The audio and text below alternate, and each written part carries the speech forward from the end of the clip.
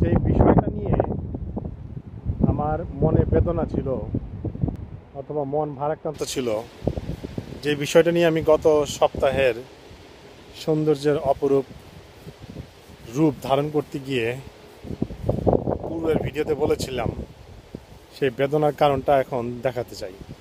আমার চারিপাশে দেখছেন গাছ, যে গাছে কলকোলাহল ছিল পাতার, সারা গাছ ভর্তি ছিল লাল, হলুদ, সবুজ, নীল, গোলাপি বিভিন্ন ধরনের পাতা।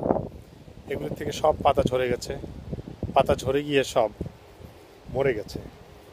গাছগুলো এখন কঙ্কাল বা মৌসুমের কলঙ্ক। এটা একটা সৌন্দর্য, কলঙ্ক বলা যাবে না। সবচেয়ে মজার বিষয় হচ্ছে, যেটি আপনাকে বলতে যাচ্ছি, সেটি হচ্ছে আজকের যে বাতাস, সেই বাতাসে ফ্লোরের সমস্ত শুকনো পাতা উড়ে গেছে।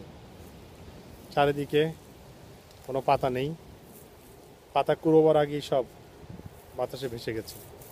পানির ঢেউ দেখতে পাচ্ছেন, পানির ঢেউয়ের প্রবলতা দেখলে বুঝতে পারবেন বাতাসের জোর কতটুকু। It's really beautiful.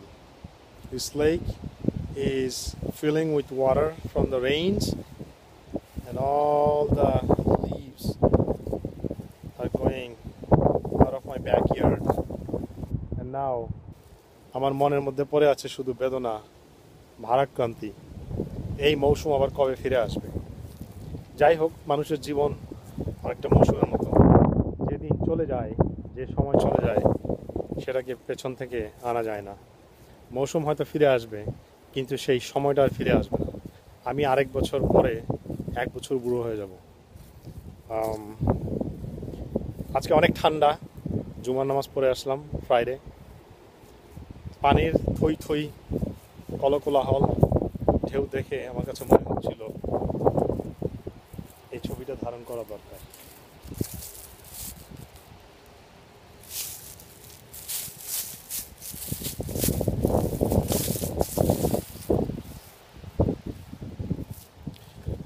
আশা করি উপভোগ করলেন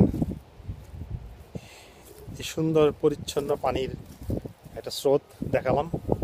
আজকে রোদ কম, বৃষ্টি হওয়ার সম্ভাবনা আছে। পাতা কুড়াবার ইচ্ছা ছিল, কিন্তু মনে হচ্ছে এত ঠান্ডার মধ্যে পাতা কুড়ানোর শখ আমার নেই। ভালো থাকবেন, খোদা হাফেজ।